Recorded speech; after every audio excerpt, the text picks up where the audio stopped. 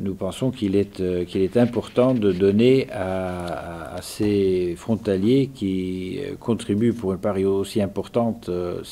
à notre prospérité, bon, à la leur aussi, puisqu'ils ont un emploi, mais de leur faire avoir avec le pays, avec la ville, une relation qui dépasse quand même la simple relation de travail. Je pense qu'une bonne partie des efforts que nous déployons avec nos collègues de Metz, de Trèves, de Sarrebruck, d'Arlon, de Longwy, Thionville, c'est justement de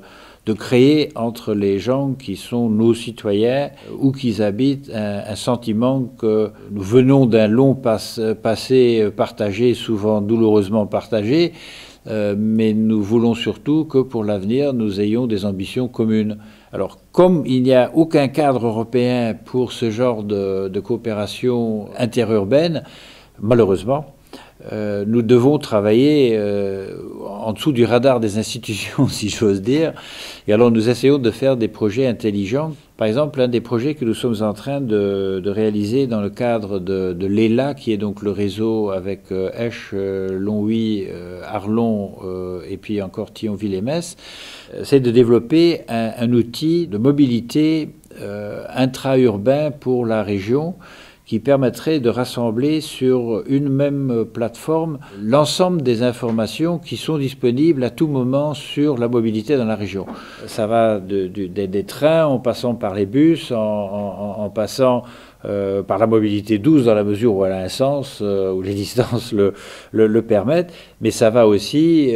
sur les voitures individuelles. Vous vous trouveriez dans un endroit et vous voudriez vous déplacer de cet endroit à un autre endroit dans ce périmètre tracé par ces